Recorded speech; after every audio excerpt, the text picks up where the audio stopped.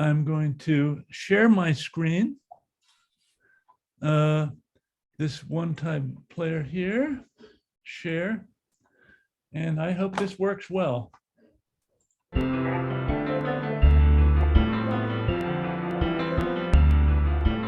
Sustainable development is to develop society and your organizations so that they are not unsustainable. Sustainability was a completely irrelevant term until mankind began to make this system unsustainable. So what does unsustainable mean? It means a world that will gradually lose resource potential to sustain civilization. The end point is a sort of republic of grass and insects, and preceded by barbarism, when we are so poor and so tormented by climate change and toxicity and eroding resource potential to produce food, that it will be impossible to sustain the social contract, and barbarism will precede the collapse of the situation. And this has happened over and over again in history on small islands where people couldn't escape when they had destroyed their own habitats. And now this is happening on a global scale. So sustainable development means to reverse that. One organization after the other, gradually making themselves part of the solution rather than the problem. Once you can define sustainability for the whole biosphere, it's much easier to understand your own context in that, and then gradually approach being part of the solution rather than the problem.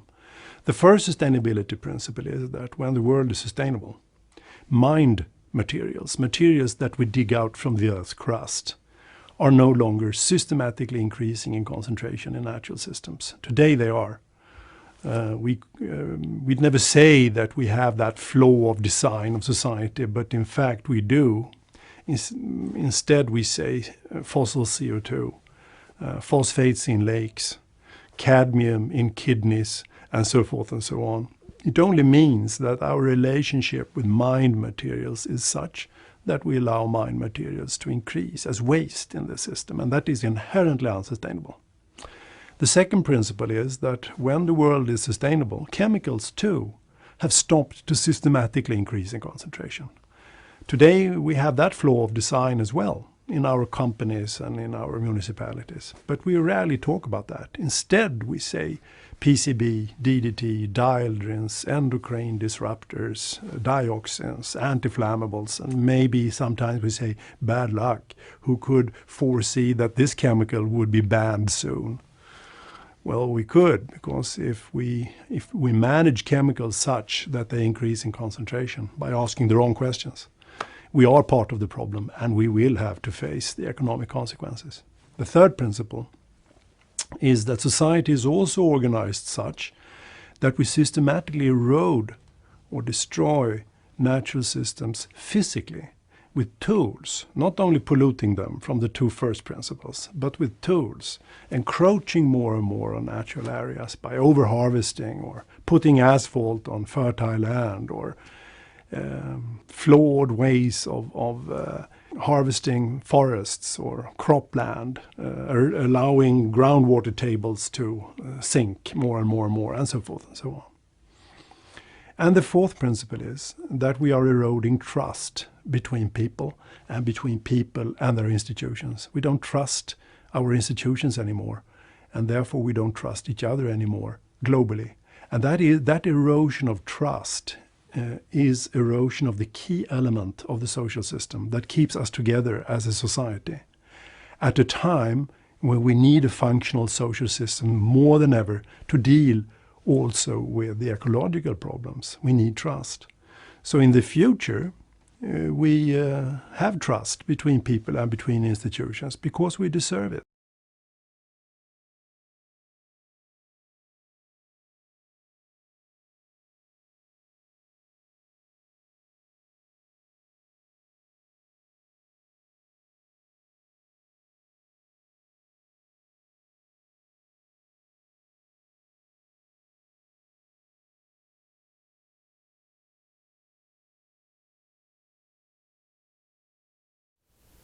Hi, I'm Bob Lawson with ConcordCAN.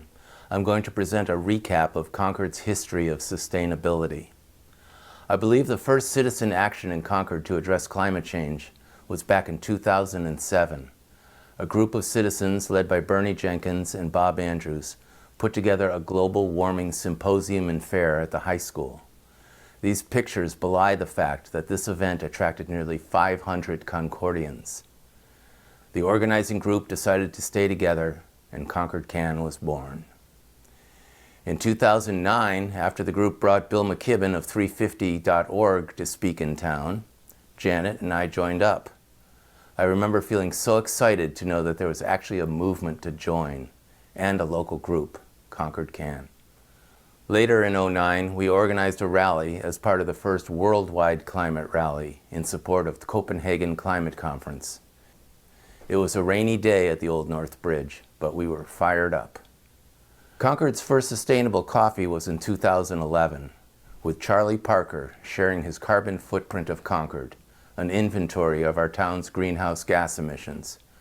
Charlie was a member of Concord's Sustainable Energy Committee, known as CSEC. His baseline footprint provided the necessary information for Concord to move forward with goals and solutions. Charlie was also the primary author of the Concord Energy Master Plan.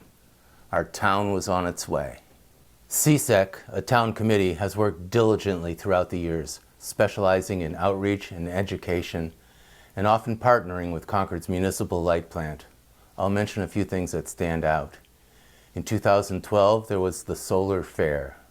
More recently, in 2017, there was the Cooler Concord Fair, with 10 major exhibits: home weatherization, sustainable yards and gardens, electric heating and cooling, LED lighting, etc. In 2018, CSEC and the light plant partnered for HeatSmart, a 3-town-wide volunteer-led clean heating and cooling initiative to help residents and businesses to move off of fossil fuels. Brad Hubbard Nelson took the lead in Concord, helping people to access installers, find rebates, and financing. But let's get back into some rough chronological order. In 2011, one of ConcordCAN's most important accomplishments was when our past chairperson, Hasso Ewing, brought an article before town meeting asking the town to adopt a set of sustainability principles. These principles were modeled after the natural step, created by Dr. Karl Heinrich Robert, whom we just saw in the previous video. To this day, these 4 principles guide us. Subsequently, we hired Sarah James, author of The Natural Step for Communities, for full-day training sessions with our town department heads on how to apply these principles in their work. Probably ConcordCAN's primary function over the years has been to bring our sustainability community together at our monthly sustainable coffees, where we learn from each other on a myriad of topics. For instance, Sharon McGregor and Lori Pizarras presented their ideas on nature-based solutions to climate change. Each is very active, trying to bring more attention to this important aspect of mitigation.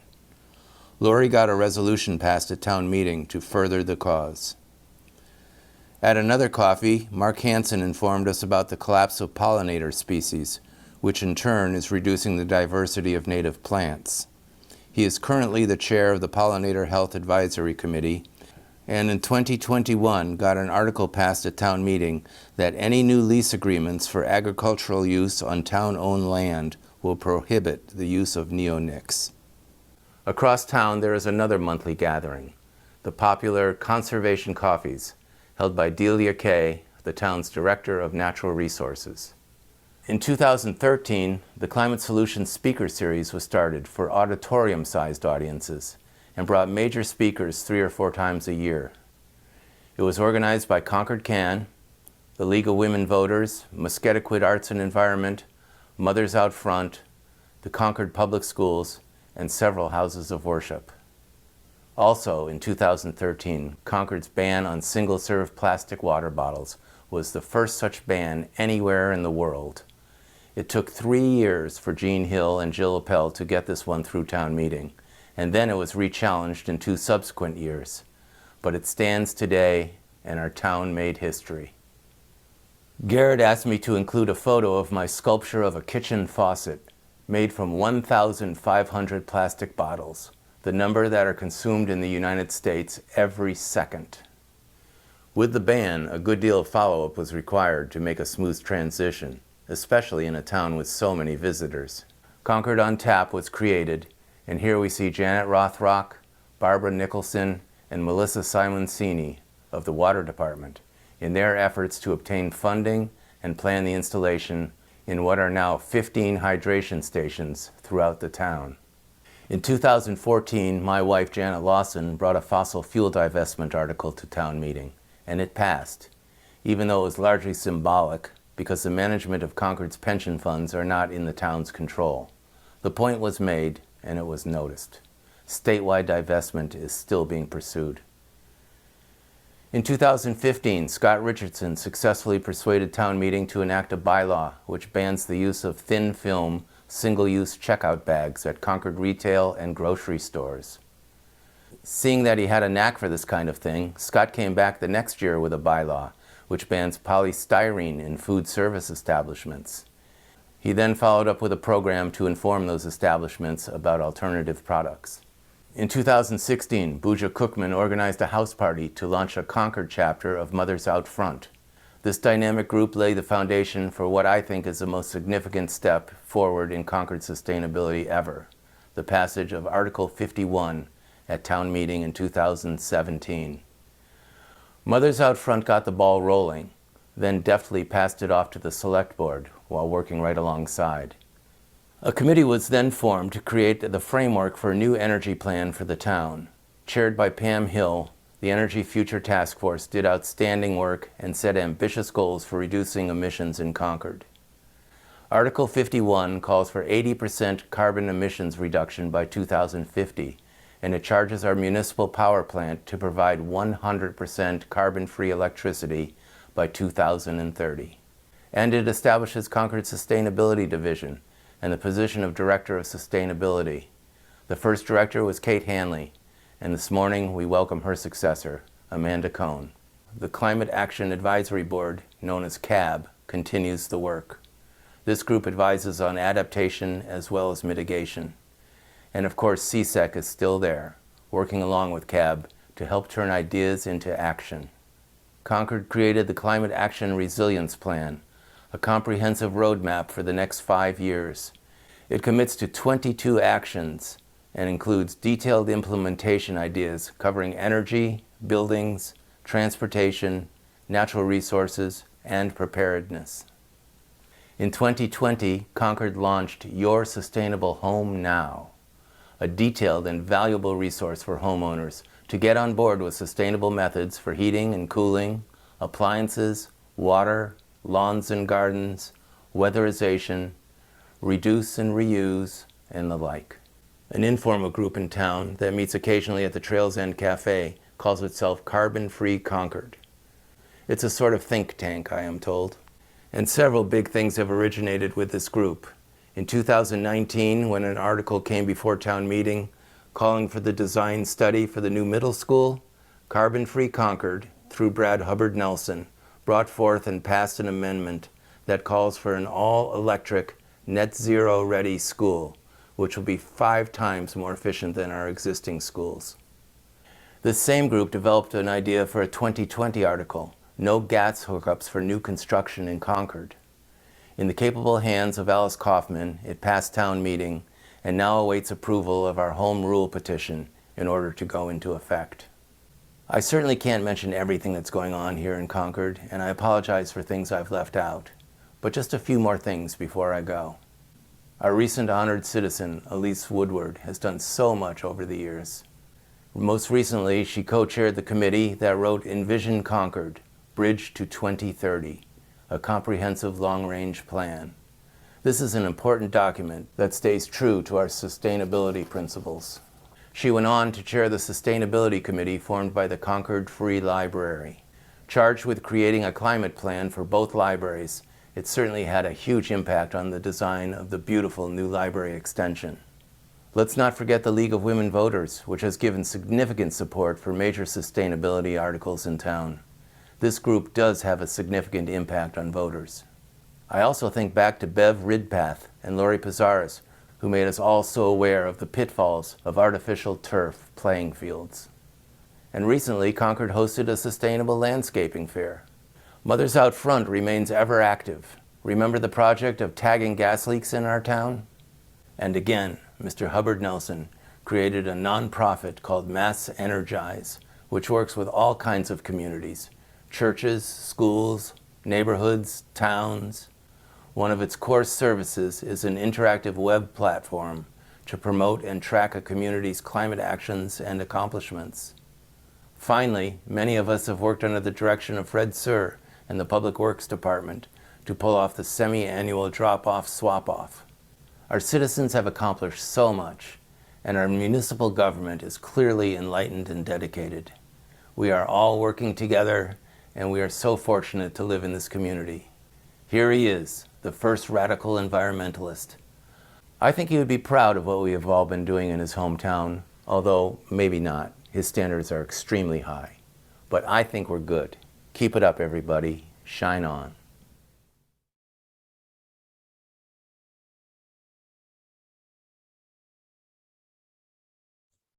Awesome job, Bob. That was fantastic. I want to introduce Scott Richardson next, who will moderate the session. You asked to unmute. There you go. There we go. Hi, everyone. Good morning. Bob, thank you so much. Remarkably inspiring video. So today we are happy to have Amanda Kohn with us. As you know, hopefully you know, Amanda is the sustainability director for our town. Amanda joins the town staff after working as a sustainability project planner for Weston and Sampson. That's a full-service environmental and infrastructure consulting firm. Prior to that position, she was a sustainability specialist, a research assistant, and a program coordinator in a variety of professional services and academic environments. She has a bachelor's degree in sociology, biology, and environmental science from Coe College in Cedar Rapids, Iowa, and a master's degree in urban and environmental planning and policy from Tufts University. I suspect she will need all of her academic training and work experience in her position. Let's welcome Amanda. Great, thank you all for having me this morning.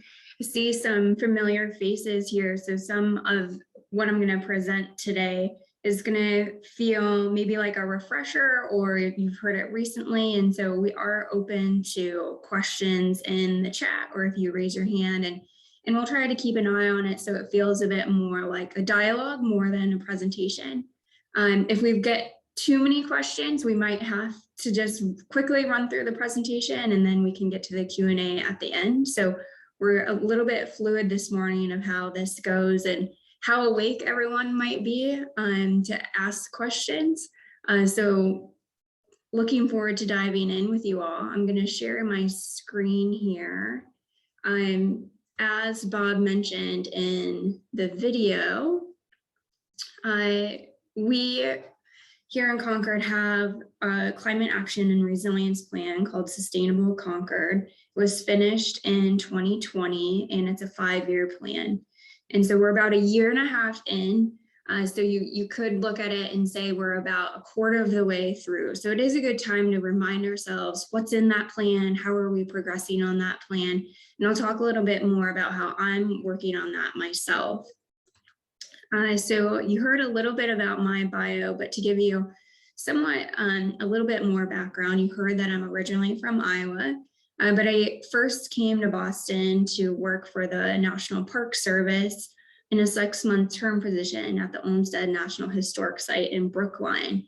And that's really what led me to nature-based solutions, led me to thinking about urban planning, and how I could tie together my interest in degrees in environmental biology and sociology together. And I still stay connected to the Park Service by serving on the board of the Friends of Fairstead, which is the organization, nonprofit that supports the park. You've heard my academic background and some of my working background. And just to give a little bit more personal side to me, I also volunteer for an organization called Minds Matter Boston, which is a program helping students go to college. And right now I'm serving as a summer program manager and on their associate board. I'm a wife, an auntie, a water recreationist, and connector. And the last one I feel like really is a way to bring something that comes to me naturally to my everyday work on connecting people to opportunities and wonderful people to each other so that we can advance this movement. So back to Sustainable Concord. There are really two components of this plan. So the greenhouse gas reductions is obviously a need to stop climate change, but also about resilience. Knowing that we've already emitted greenhouse gas is enough that we're already seeing our climate change and that there are new norms that we have to adapt to. And you heard Bob mention that there are 22 priorities and they fall across 5 different elements. So the built environment, energy, mobility, natural resource, and preparedness. And each of those priority actions has a blueprint which outlines who the champions are, the time frame in which we should finish these actions, and some implementation steps.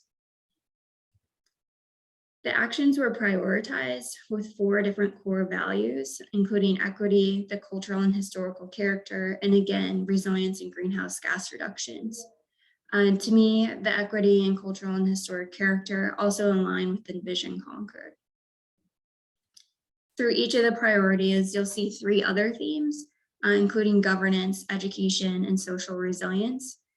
And these, I think, expand beyond the priorities, knowing that we need to be transparent, knowing that we need to bring all of our residents and business owners along with us through education, and really thinking about, in the first video, we heard a lot about the social fabric leaning on trust and thinking through how do we begin to maintain and increase the trust in our community to build our social resilience.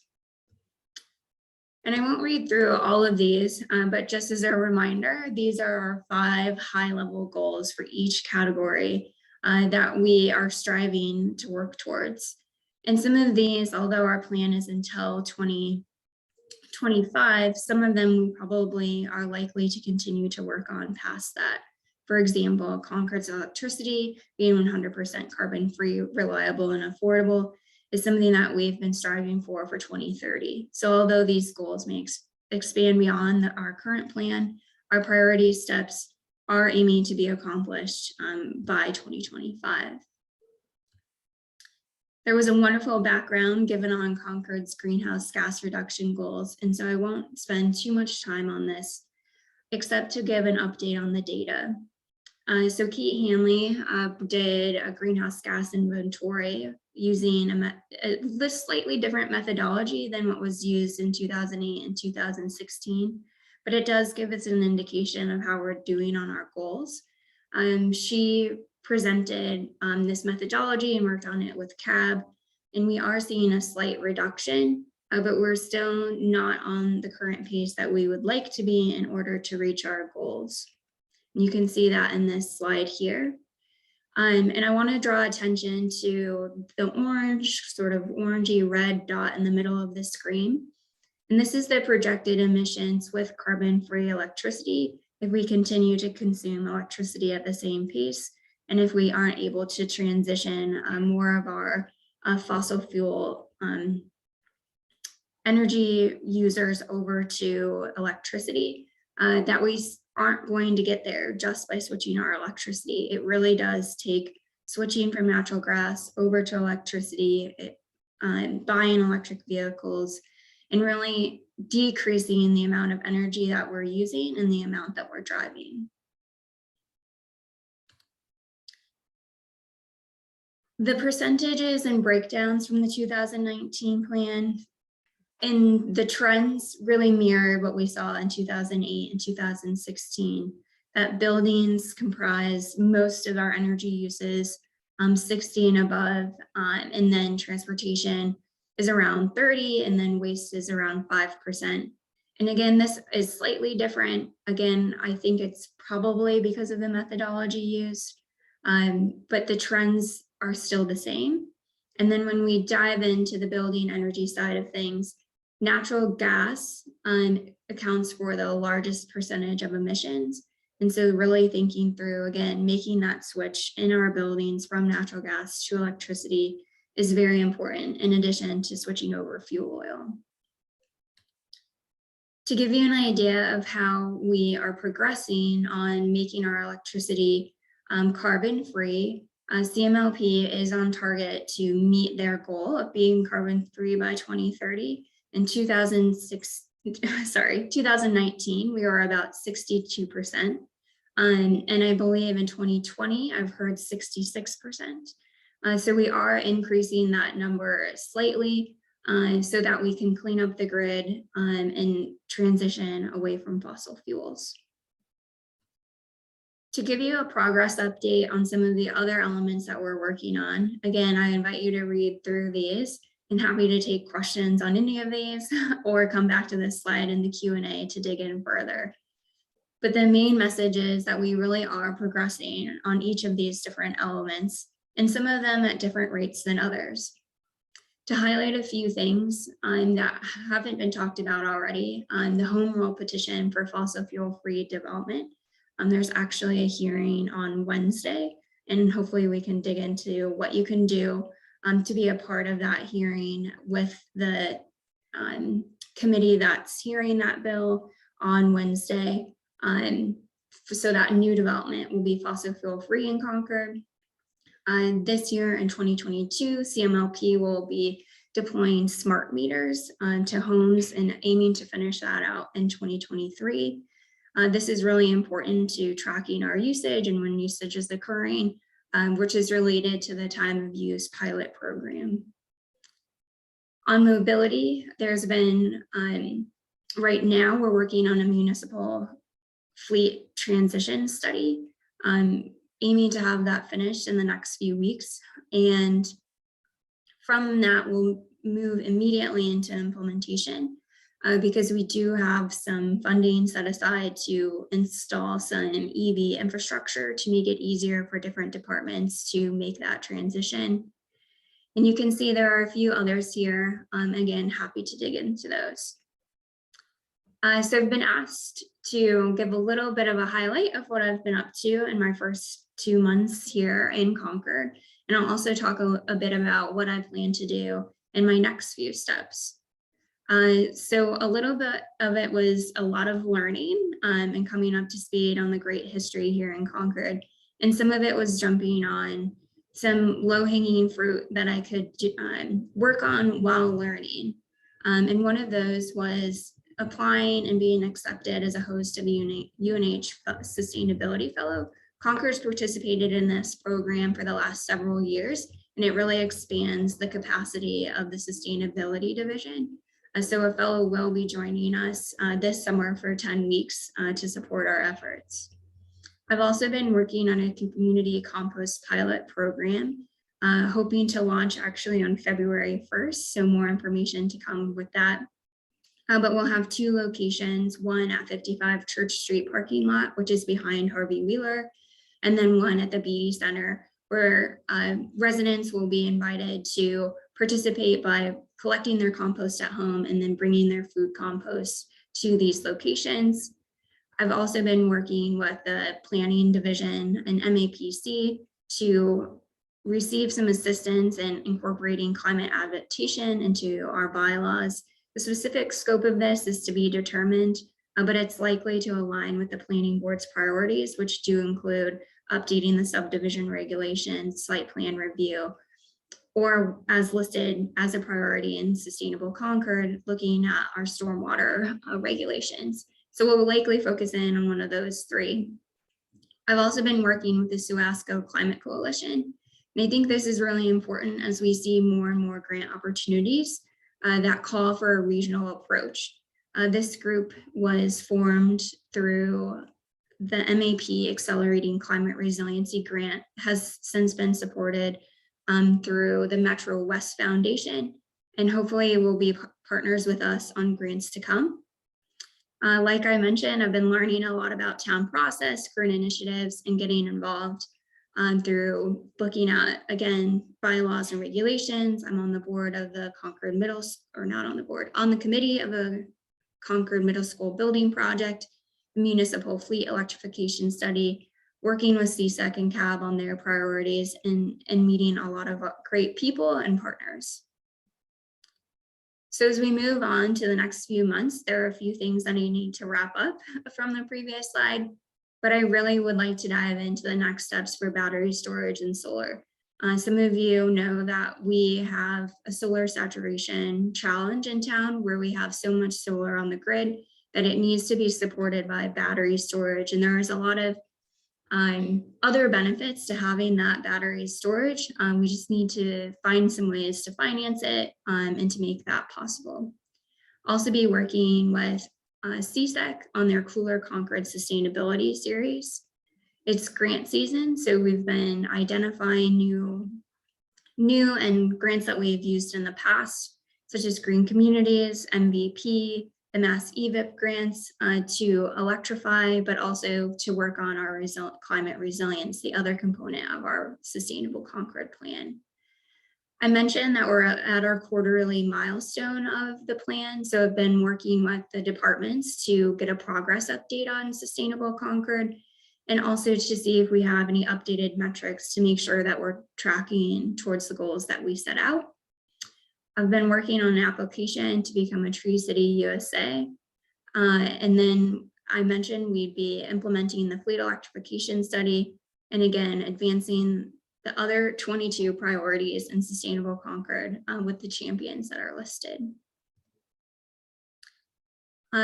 Getting to the end of my presentation here, just wanted to remind folks, if you're looking for a New Year's resolution still, maybe there's one on this list.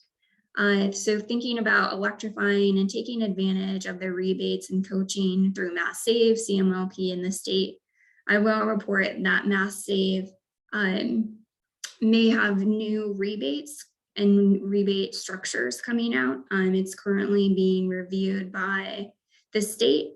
And what is exciting about this new potential change is that previously homes that use natural gas were not eligible for Mass Save, or not eligible for all Mass Save rebates, because that we're switching to electric because National Grid also doesn't supply our electricity.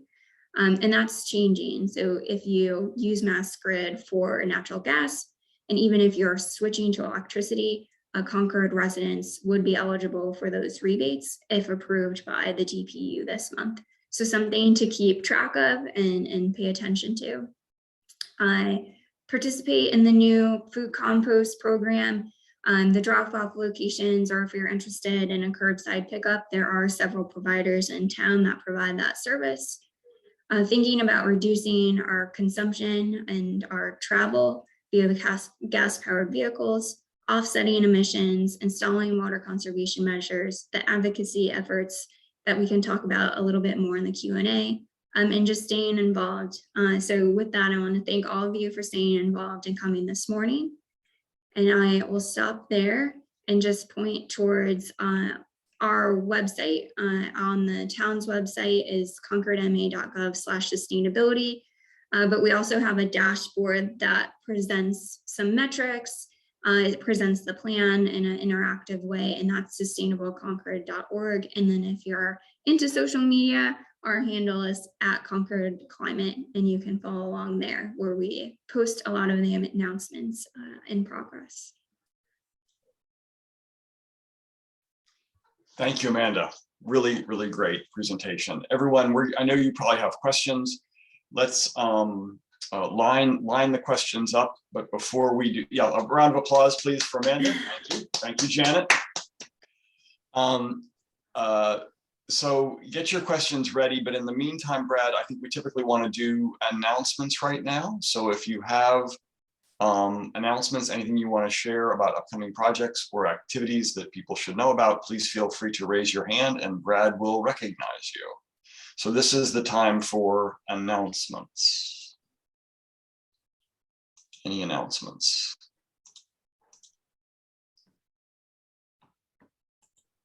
Isabel has an announcement, Brad. Actually, Janet was first, I think. Oh, there you go. Thank you.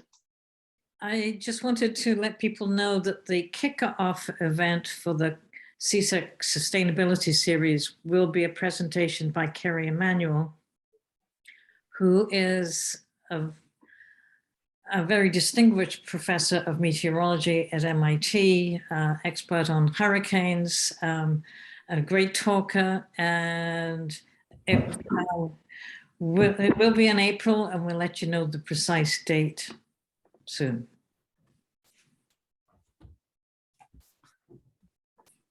Isabel. Hi, good morning. This is my first time joining you. I've recently retired, so life has changed. I'm on the pollinator advisory committee, and I'm trying to put together a pollinator pathway.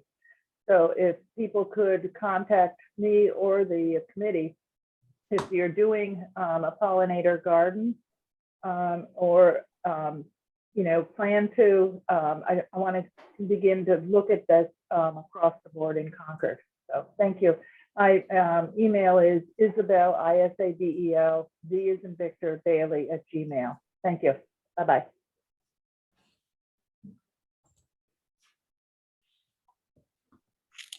Alice is next. Good morning. I'm Alice Kaufman. I just wanted to mention, I think that Amanda did say something about this already.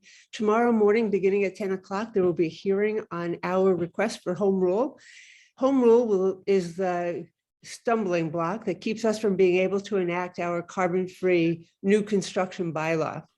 And so we need the approval from the state legislature for us to go forward with controlling new development in Concord. Along with that, our state representative Tammy Govea and Jamie Eldridge have a bill that would allow communities to opt in to regulate natural gas in their communities without the need of going to the state legislature for approval to do so. That bill will also be heard tomorrow morning at 10, or be somewhere between 10 to 11. And I have written some testimony to submit. If anyone else is interested either in submitting testimony in support of either of these two bills, particularly our home rule, what we've been hearing from Michael Barrett's office is that testimony being submitted would be very helpful. There'll be limited time at the hearing for people to speak. And if you're interested in signing on to one of these two bills, a letter in support of these two bills, I'm happy to receive your email and I'll send it to you as soon as I can figure out how to.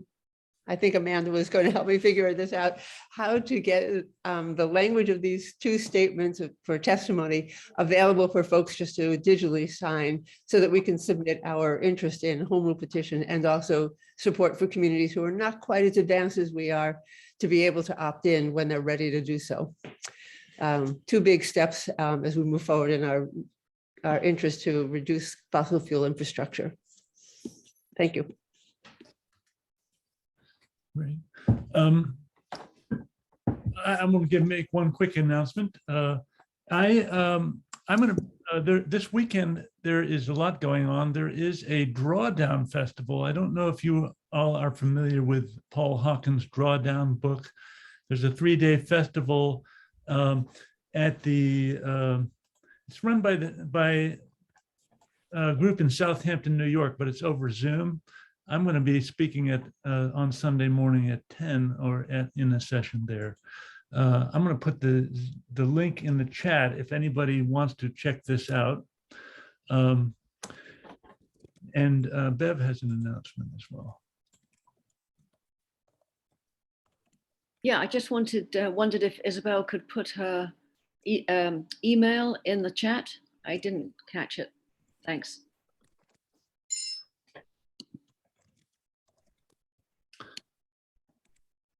Any other announcements? Okay, seeing none, let's move to questions. Brad, we have a question in the chat. Maybe we could start there and then have folks raise their hands if they have questions. Sure. Okay, great. So Amanda, I think you saw this in the chat, but I think it's a very important topic, so we can take a few moments here and kind of explore it, if you would, please. The question was, do you have any data or plan to measure Concord residents' emissions? The graphs you showed were municipal And Deborah pointed out that your presentation was impressive.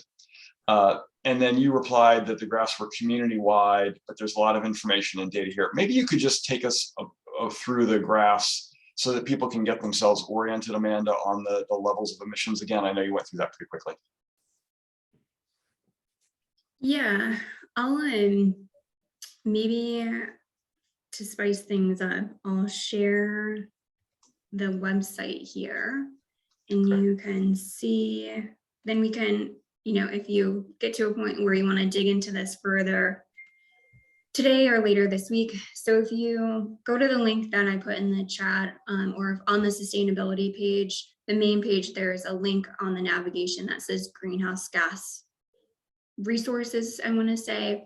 And it'll take you to a page like this, and it will have that main graph that I had in my presentation that shows the downward trend and where those emissions are coming from across the 3 different inventories that have been completed. And if you're wanting to dig into the 2019 inventory a bit more, if you go to the very bottom of that website, you'll be able to go and head and open up that report. And you can see here that it's also got the graph that I showed where the majority of our emissions is coming from the stationary energy or buildings, about 1/3 is coming from transportation, and then about 5% is coming from waste. And you'll see that the report put together for 2019 by Kate Hanley has a lot of those same graphics and breaks it down in a great way and talks about how this is the green line is our target pathway at our current pace, which is in blue. We only get about, say, halfway. And then as business as usual, looking historically, when we were increasing our energy take, we see this increase here. So there's a lot to dig through in here and some other presentations of graphics and tables that I didn't go through. And this does highlight building emissions by fuel and sector. So this breaks down, I can zoom in a bit more, residential and commercial buildings. And here you can see it breaks down by residential and commercial as well. And so on the data side of things, we do have quite a bit of energy data there. And then was there a second question attached to that, Scott? I think not. Okay. So lots to dig into there. MAPCs, I mentioned their methodology is slightly different. And I say that only because I'm looking into it myself now. I would love to do an update on, I would like to do an update on 2021. It's looking like the data isn't going to be there, so we might need to do it for 2020. And I think there is, for me, a bit of an exploration on how challenging is it to get the data that we need to do an update, so that we could figure out how often should we be doing the update. Is it something that takes quite a bit of time and is taking away from the focus of implementation? Or is it something that we could do on a more periodic basis so that we really have an idea of how that's progressing? Amanda, do you need any assistance with that? Because that sounds like a pretty important catalyst there to be able to measure on a regular basis. And I understand you're saying it takes a lot of energy to get the energy, to get the data. So, you don't want to do it too often. On the other hand, we don't want to be flying blind. Yeah, one thing that I've recently been thinking that might be slightly easier to get help with, because I think we would already have the data, is I would love to use the MAPC's methodology with our data from 2016, so we could see how those numbers really compared. Because I'm concerned about using the MAPC data or methodology that's slightly different and using that as like a true comparison when it's not quite the same. So it would be interesting to do that with our 2016 data when we've done it with both and see how it really compares. Got it. Thank you.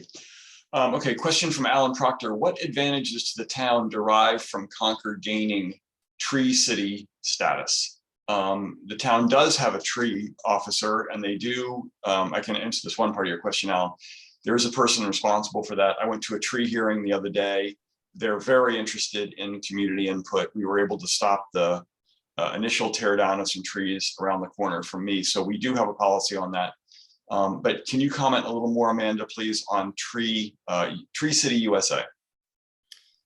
Yeah, so there are 4 standards that need to be met to become a Tree City USA. And speaking with our tree warden, we already meet those 4 criteria, except that we will need a formal proclamation of Arbor Day, and we will need to celebrate Arbor Day.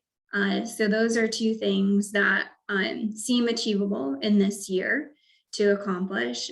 So working on that. And with becoming a Tree City, you become eligible for other grant funding and technical assistance. So it isn't just a piece of paper, it does lead to opportunity. And there are other municipalities in our area that have done this. And I'm not sure how successful they have been in receiving grants, and that's something that hopefully I'll be able to dig into and see how we can bring some more finances into town to support that effort. Thank you. Brad, there's a question here from Judy Hill, and I'd like her to be able to say it directly because I don't want to butcher it. Can you unmute Judy? And Judy, would you ask your question, if you would, please, to Amanda directly?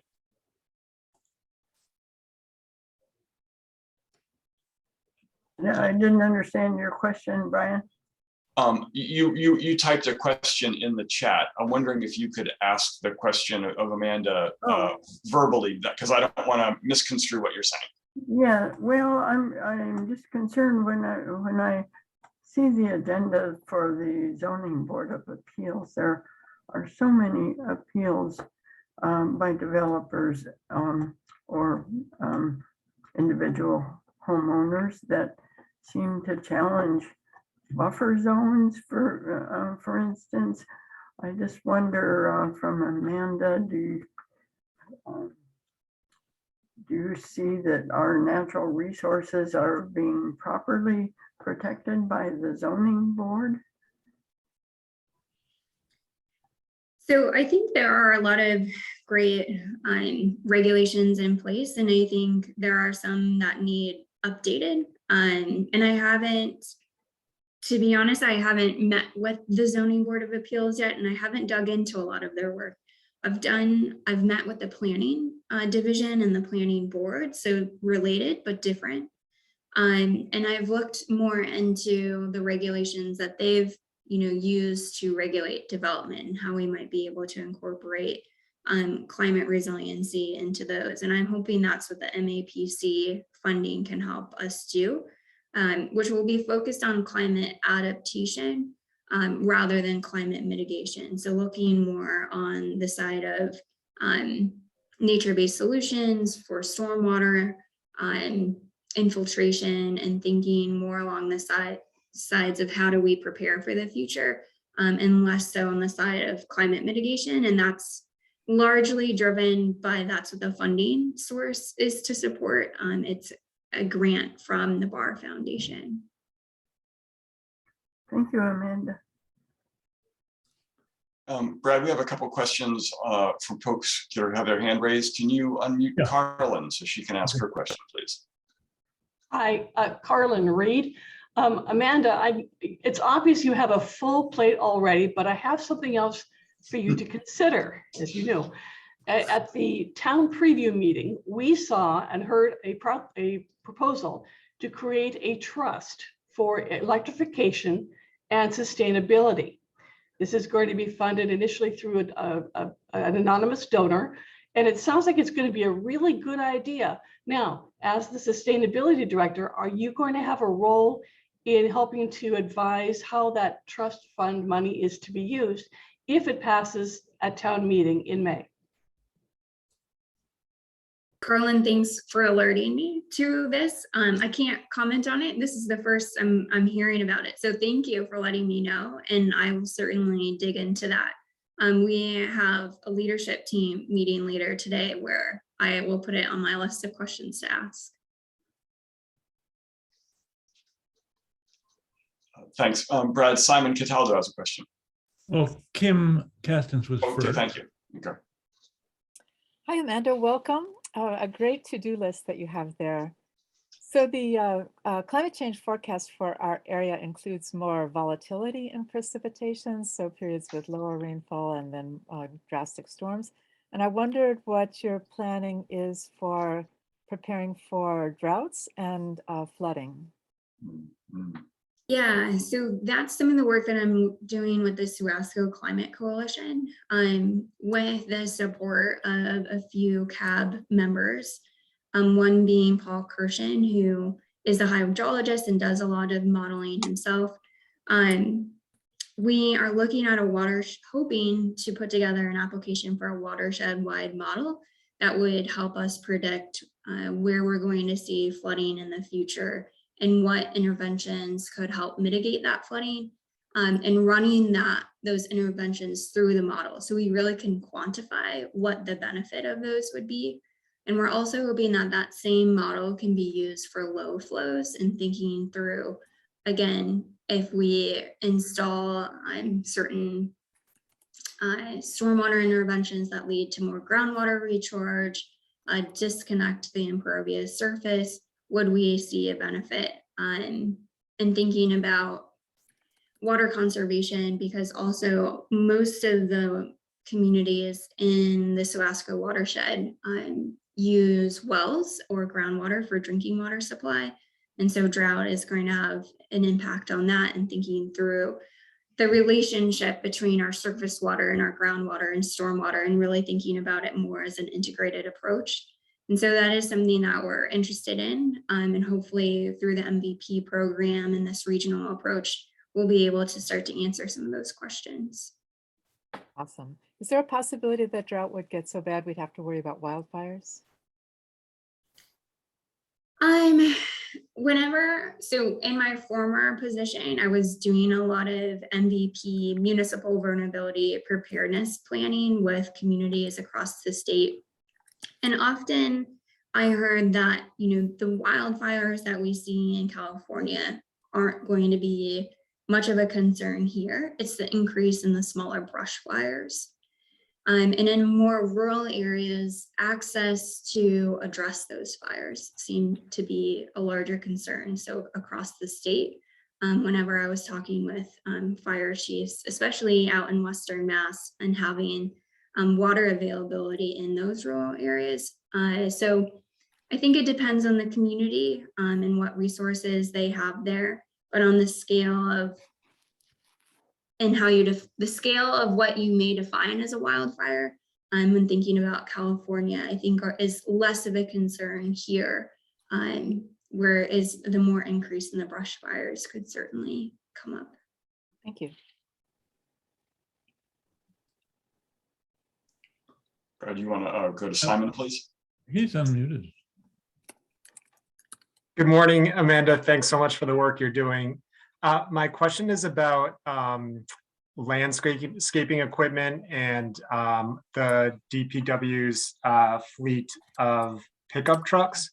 It's my understanding that there have been pretty significant technological advancements on both recently, and the town of Wellesley already has underway begun to make those conversions. So I'm just wondering if there are any plans with the town to do that here. Thanks. Yeah, so our municipal fleet study takes our entire fleet and matches it with a more fuel efficient electric vehicle. An electric vehicle, and if the technology isn't there, a more fuel efficient option. So there is going to be a plan in place, and that municipal fleet electrification study also looks at the conditions of vehicles and outlines in 2024, these are the X amount of vehicles that we recommend get replaced. And it does that for the next 10 years until we see the transition of the whole fleet. Some of the vehicles where there's not technology available yet and they're in good condition, we don't see the replacement of those for several years. And that's in the hope that the technology advances and that there will be something available. On the side of what we have available now, I know that Concord Public Works has ordered three Lightning, the pickup truck that's the Lightning, and they are on back order. They've been waiting many months for them to arrive, and they're still waiting. And then on sort of the smaller side of things, they have been testing out different types of electric lawnmowers and other things like that to pilot different technologies and see how they're working. In some cases, it's working well, and in others, they are going to try a different kind, is what I hear from them. And also figuring out, for example, with the electric lawnmowers, where does it work best? There are certain fields that need to be cut to a certain length for regulations of soccer and other things.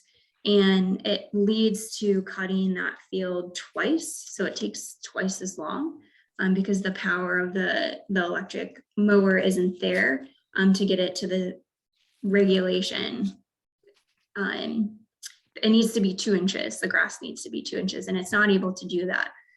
So in that case, it feels less efficient. But when you talk to the operators in other places, it operates very well. It's quieter. There's less pollution. It's great for the operator, less noise. And so there are a lot of other benefits. So really just kind of working out a new landscaping plan for those technologies. And again, making sure that we're staying on top of the technology when it becomes available.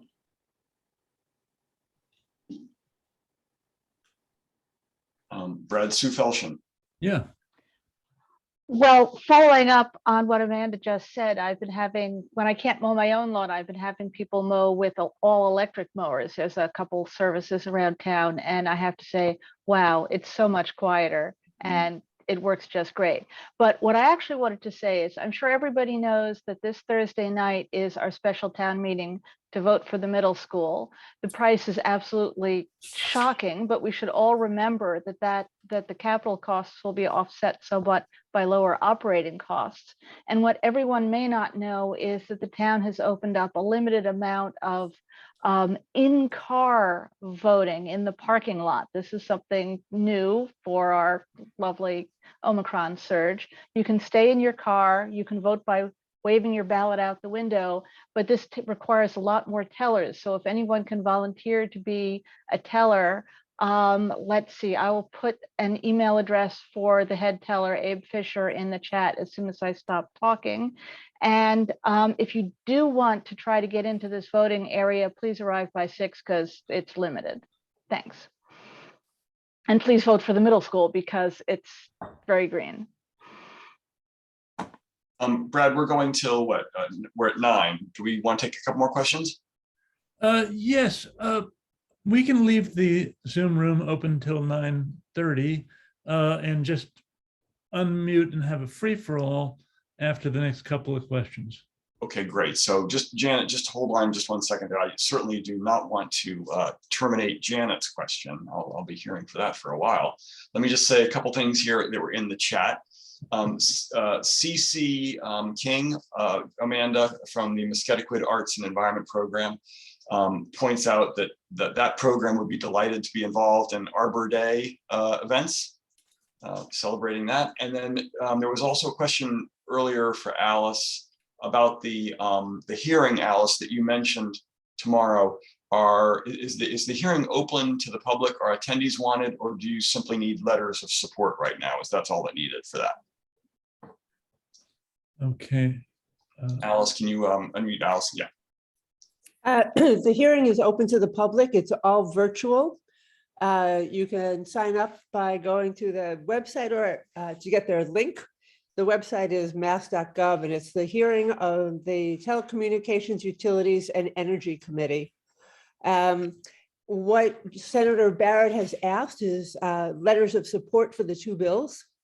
So we can, I have to figure out how we can get people to sign on to the draft testimony that I have prepared. So you could either sign on to something that's already written or take what's written and write something of your own. But he says he would love to see people show up so that there's an audience that's listening, because it shows the power of the local communities who are looking for home rule. And the two options again for the home rule are Concord and there are 5 other communities, I think, that are being heard at the same time: Lexington, Arlington, Brookline, Concord, and I think maybe one more, and I can't remember. Belmont, isn't it? I don't think Belmont is ready to go this year. They did a non-binding. Sorry. And so, you know, these 5 or 4 or 5 are asking now for home rule.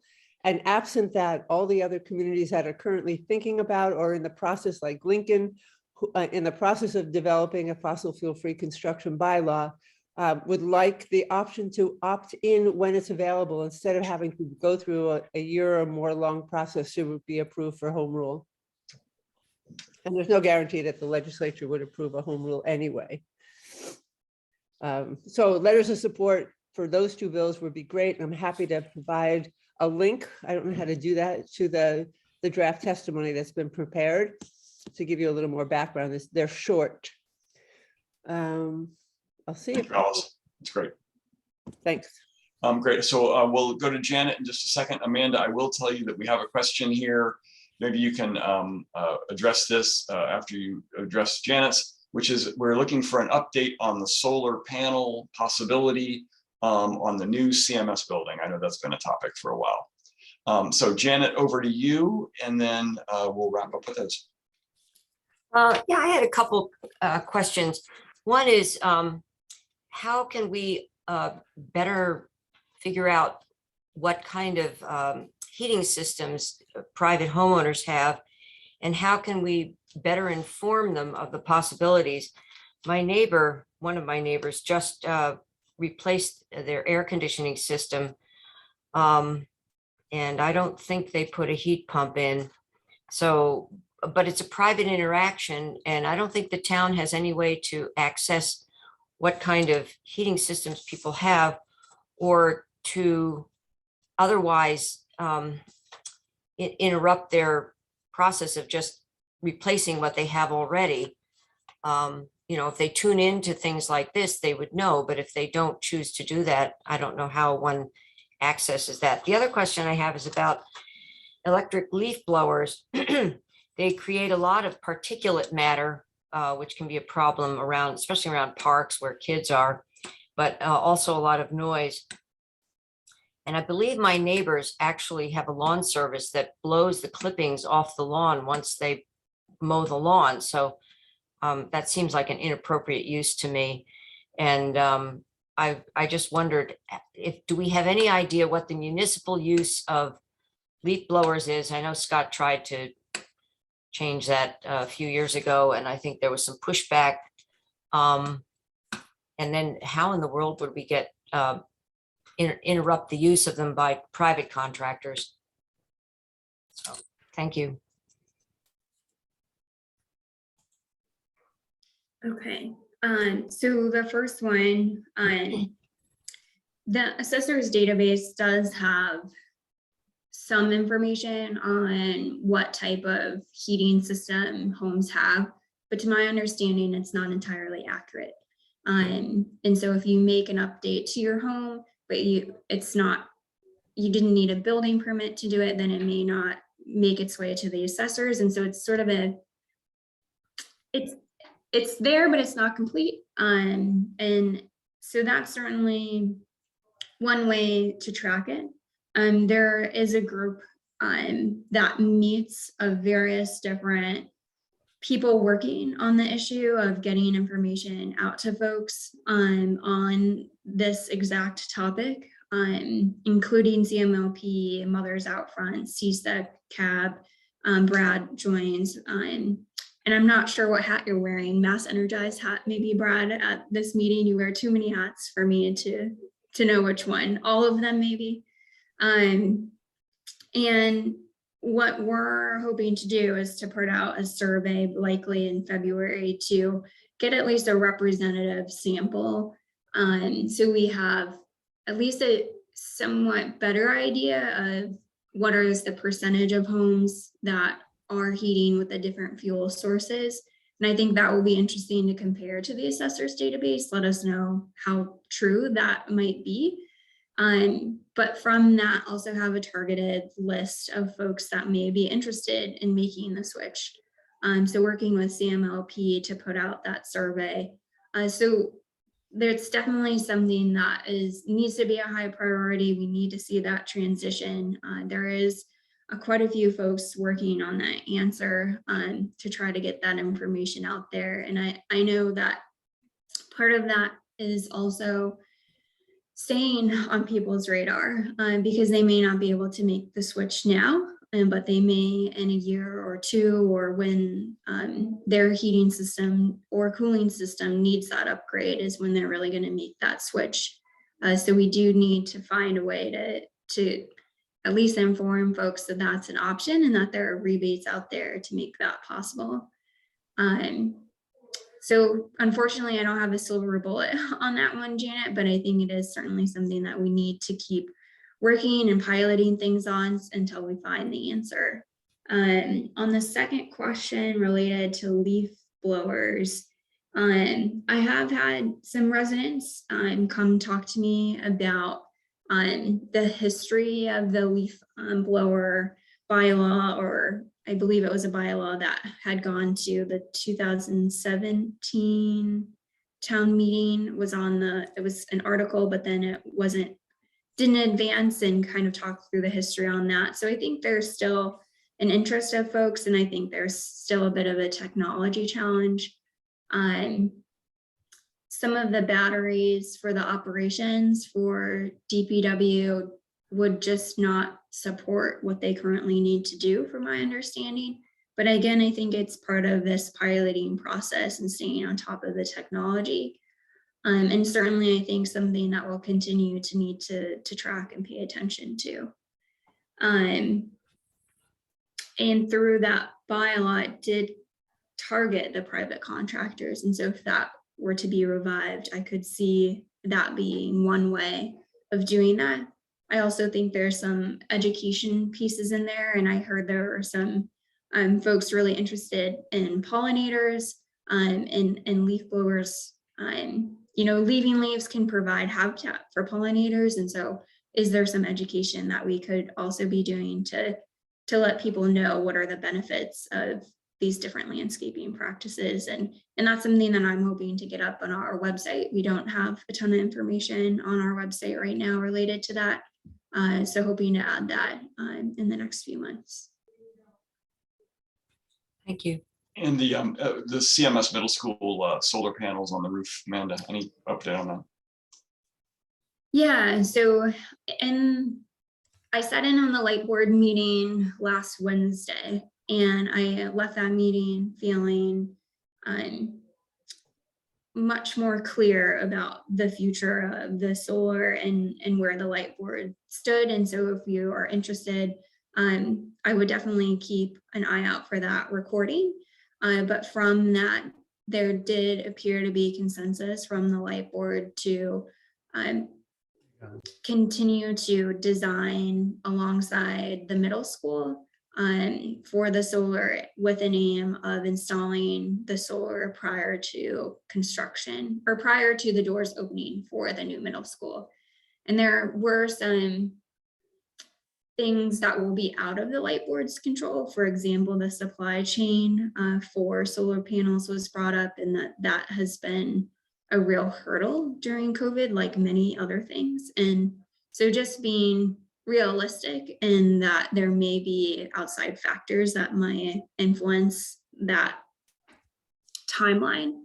But there did appear to be a commitment from the light board to advance that. And Dave Wood also said that he has funding ready and available for the further design and construction if the middle school building, or not for construction, for design, if the middle school is voted in on Thursday and in the election afterwards, to move forward.